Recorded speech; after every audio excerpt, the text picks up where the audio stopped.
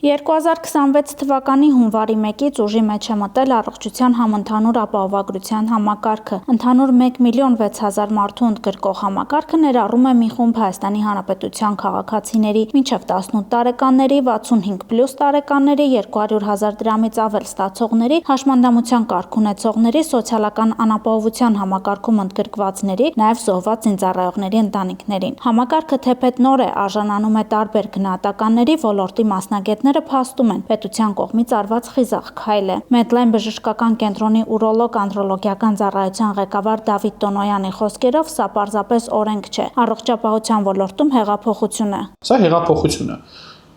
Ու ոչ փոքր, որ ասում սա փոքր քայլ է, սա փոքր քայլ չի, սա փոքր հեղափոխություն չի, սա մեծ քայլ է դեպի նոր առողջապահական համակարգ։ Մեր բժշկական կենտրոնը Medline-ը արդեն հունվարի 1-ից սկսած սպասարկել է բազում հիվանդների բժշկական ապահովագրությամբ ու այս քայլով գալիս են վիրահատվելու են մարդիկ,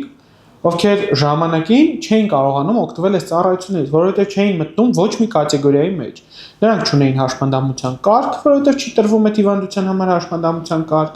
նրանք չունեին որևէ արտոնություն, զինվորական չէին, ուժային կառույցների աշխատողներ չէին մտնում սոցփաթեթի շահառու չէին հանդիսանում։ Ու նմանատիպ ոչ մի բան մեջ չէին մտնում։ Հասարակ աշխատող մարդիկ էին, ովքեր գումար չէր բավականացնում, որովհետև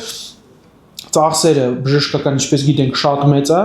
ներկրվող սարքերը թանկ են, աշխարհի ոչ մի ընկերություն մեզ զեղչեր չի անում այդ սարքերի համար։ Վիրահատություն ապահովագրությունը թույլ է տալիս բոլոր այն մարդիկ, ովքեր որոշակի արդեն կատեգորիան լայնացել են, լիքը մարդ վիրահատվում են, 65+ մարդիկ, մարդը թոշակառու է, չի աշխատում, չի կարող վիրահատվի։ Բայց այս պայդրությամբ կարող է։ Կենտրոնի գլխավոր բժիշկ ընդհանուր վիրաբույժ Հայկ Եղիազարյանը ևս դրական է վերաբերում ընդունված օրենքի նախագծին, վստահ է ազգաբնակչության առողջության համար դրական ազդեցություն է ունենալու։ Որպես բժիշկ կարող եմ ասել, որ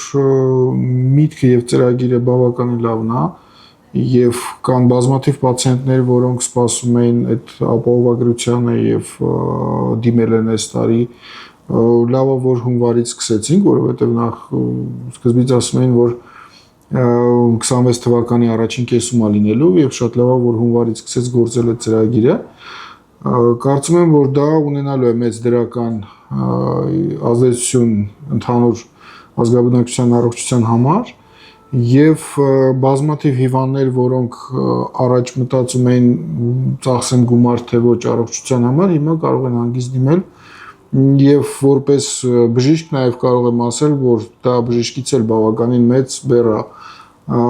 մեծ բեռից ազատել է բժիշկներին, քանի որ մենք էլ չենք մտածում այդ ֆինանսական հարցերի մասին,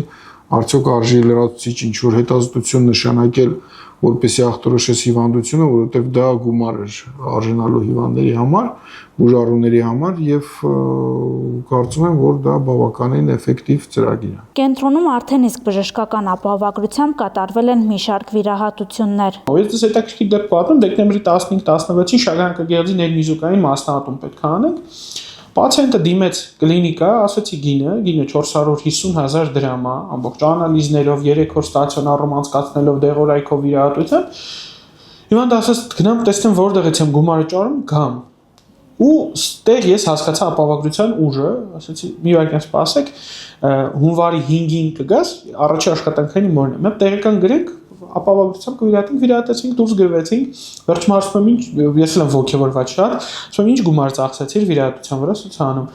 Սա շատ ծիծաղալու է, պոստել էի գրել Facebook-ում, ասում եմ, թթվասեր առա ու հողա թափել, շատ խնդալու էր իր բանը, որտեղ մարդը ընդամենը եկա վիրահատվեց, գնաց գոհ շնորհակալ, մենակ է սրա համար այս պետք է մտնի այս ծառայությունը արդեն մտել է, պետք է զարգանա ու աճի։ Ունեցել եմ տարիքով տղամարդ, որին վիրահատել ենք, հենց այդ ծրագրով ինքը 65+ կատեգորիայի մեջ էր մտնում եւ բավականին գոհ էր պացիենտը ոչ միայն մեր աշխատանքից իհարկե, այլ նաեւ նրանից, որ ինքը էլ զգալի գումարներ չի ծախսում, բացի դրանից իր երեխաները, որոնք խնամում են իրենց ծնողներին, նրանք էլ իրանց վրայից էլ այդ ֆինանսական բեռը թեթևացել է։ Վիրահատությունը ճողվածքահատում էր, արել ենք լապարոսկոպիկ եղանակով, արժեքը, եթե չեմ սխալվում,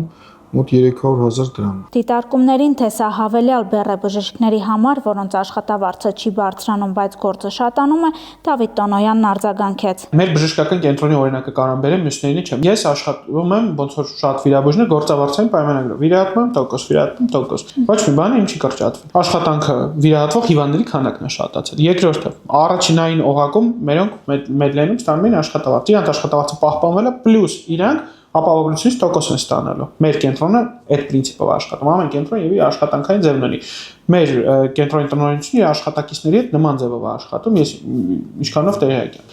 Երկրորդը, շատացել է վիրահատվող հիվանդների քանակը։ Իսկ բժշկի համար պացիենտ բուժելը ինձ թվում է լավագույն քայլերից մեկն է։ Ինչ վերաբերում է բյուրոկրատիային, այսպես կոչված։ Մինչև այդ պատվերի ժամանակ էլ վերջի 2 տարում մենք ուղղակի հատ էինք տալիս ու նախնական հայտով վիրահատվում ենք։ Մի հատ տեղեկանքի հիման վրա։ Հիմա էլ ենք նույն տեղեկանքը տալիս, ուղարկում ենք դեպի առաջնային օղակը, դրանից կախվում է օղագիրը, վիրահատում ենք։ Սկզբից դա 1-ից 3 օր էր տևում, հետո մեր գոլեգաները առողջապահության նախարարությունից մեզ լսեցին, ասեցինք շատ երկար է, ու հայտը սկսեց հաստատվել 1-2 ժամում։ Ամսվա սկզբից արդեն մի քանի հիվանդ են վիրահատել, քանի որ համակարգը նոր է, բժիշկների խոսքերով շատերը տեղյակ չեն, թե ինչ ծառայություններ է այն ներառում, արդյոք իրենք շահառու են, թե ոչ։ Որոշակի բացատրական աշխատանքներ հիվանդների հետ հենց բժիշկներն են կատարում։ Ճիշտն ասած, մեծ մասը տեղյակ չի, ու զարմանում եմ, որ ասում եմ, մի հեռախոսդ կտաս, ասում եմ, ինչի համար, մարմենը բաց տուր, տեսնում եմ, դու ասում եմ, օգտվում ես պետական ապահովագրությունից, քո վիրահատությունը մենք կատարենք անվճար։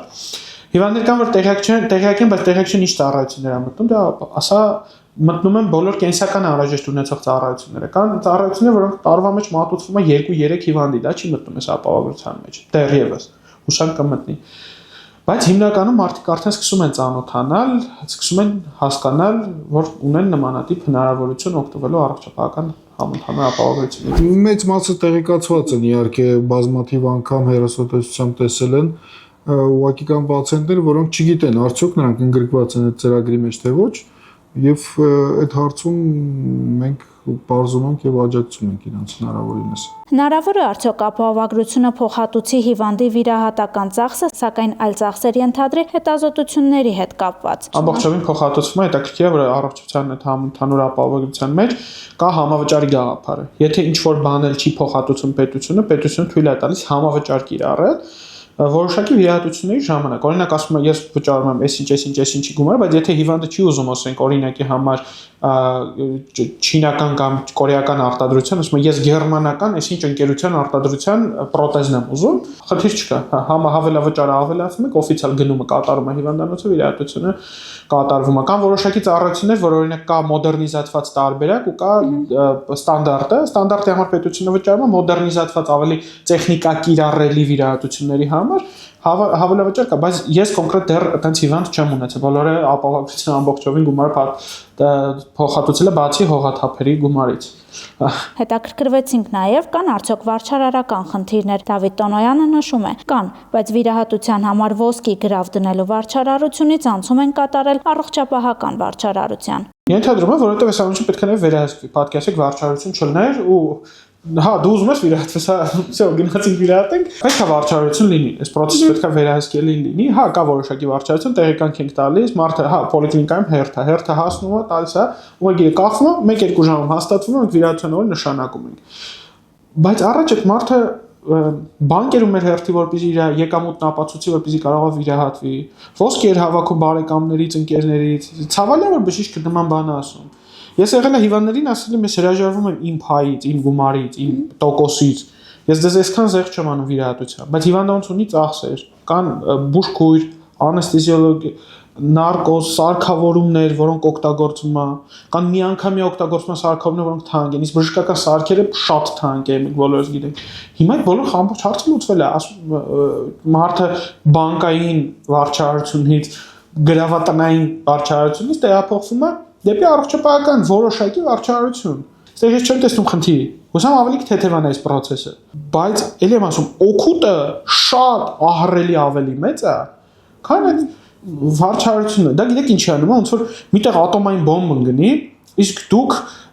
մտածեք, թե ինչու է ձեր մեքենայի հայելին կոտրվել։ Հասկացաք, մենք գլոբալ խնդիր ենք լուծում, ու մեքենայի հայելի է կոտրվել է։ Հասկացաք, դա գլոբալ խնդիր ունի։ Մենք հասկանում ենք, որ խնդիրը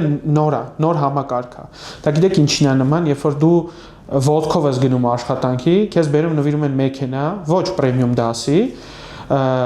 բայց դու արդեն ոտքով չես։ Հնա տարիներ հետո աշխատանքի արդյունքում դու կվաճառես քո մեքենան, կգնես նորը կվաճառես գնում, մի օր կհասնես նաև պրեմիում դասի մեքենայի։